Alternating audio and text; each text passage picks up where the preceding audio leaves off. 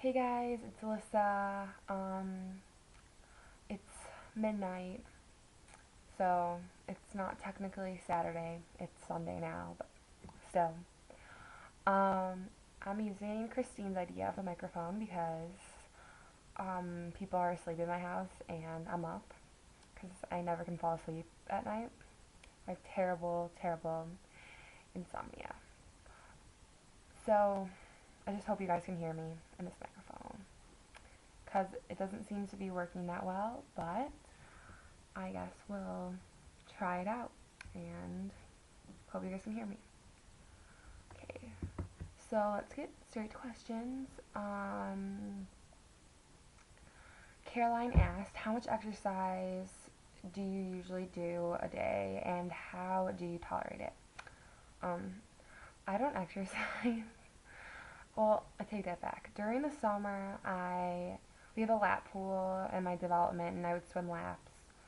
But that's the only form of exercise I did, and now that it's getting to be fall, I really don't exercise. It makes me really sick. I don't like it.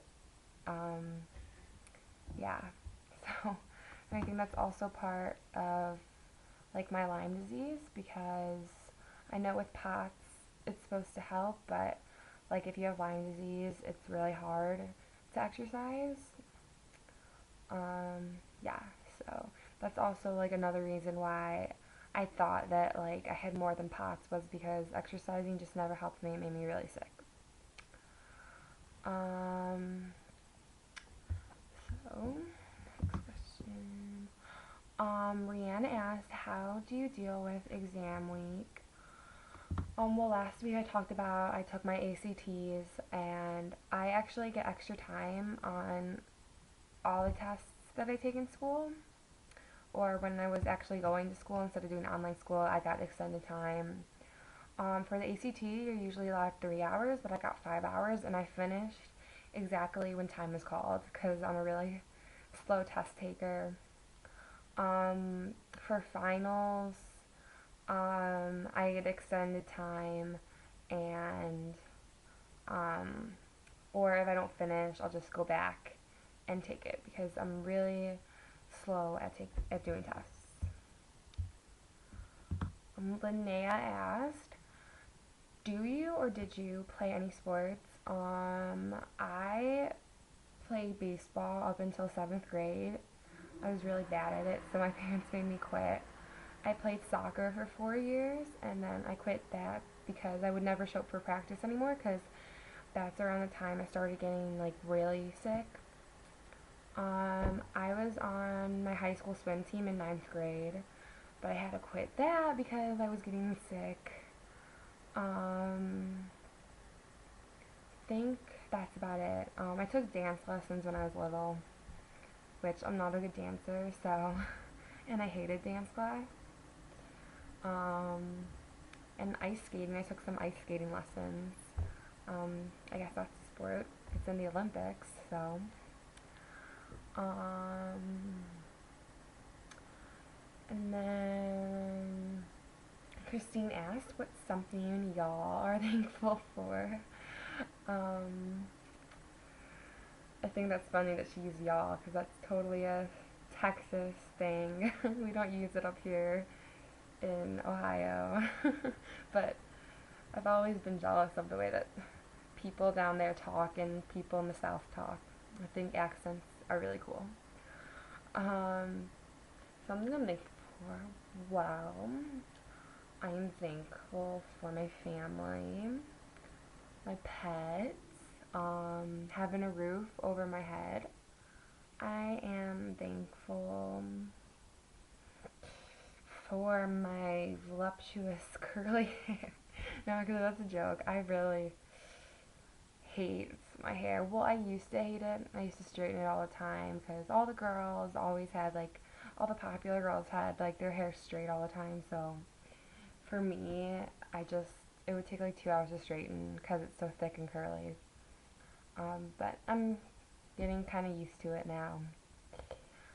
Um, yeah. Oh, sorry. Facebook notification. Um, but yeah.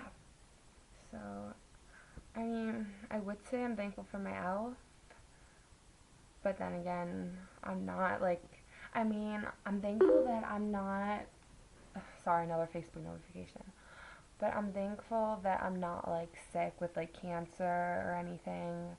So on that part of the healthy aspect, but also again, I do have POTS and I have Lyme disease and a few other things. Um, yeah.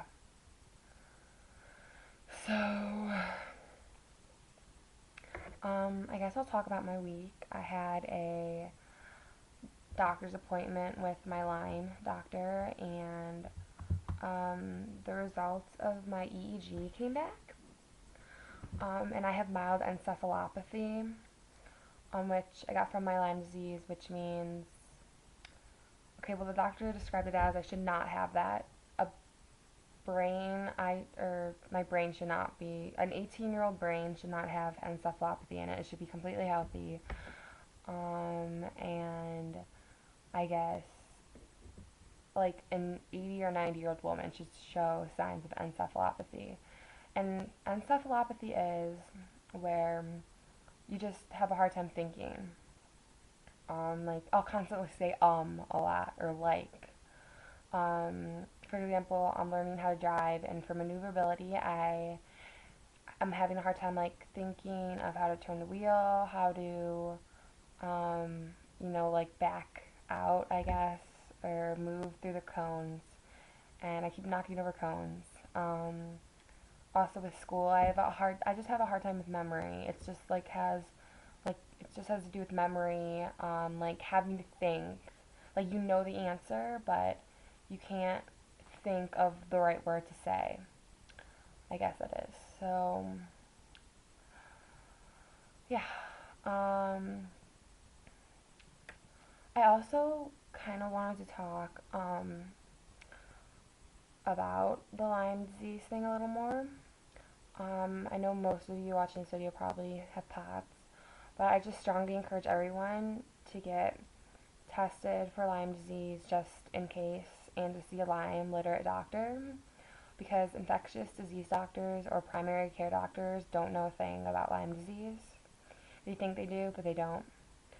Lyme literate physicians are like the only doctors that you should see if you are considering or if you think that you have Lyme disease. Um, and testing for Lyme disease is very inaccurate. The test comes back negative 60% of the time. The first time I had my blood test drawn, it came back negative, and the second time it came back positive. It could come back negative for a lot of reasons. Maybe you were just recently on antibiotics, you're on a steroid, like I was on Florinef, so it could have came back negative for that reason the first time. And I wasn't on it the second time. I had been off of it for quite a while.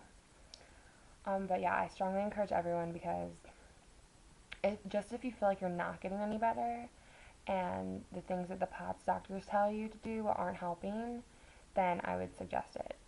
If you do feel like you're getting better, then I wouldn't bother, you know, um, thinking about Lyme disease. But if you just feel like you can't move on with your life or you're just getting worse, new symptoms every year, then definitely get tested. I just wish I had known sooner that I had Lyme disease because it's messed me up neurologically the most. I seem fine right now, which because I'm getting better, but sometimes it's hard for me to find the words to say. Um, yeah, but it's definitely messed me up neurologically, psychologically. Um, I don't know.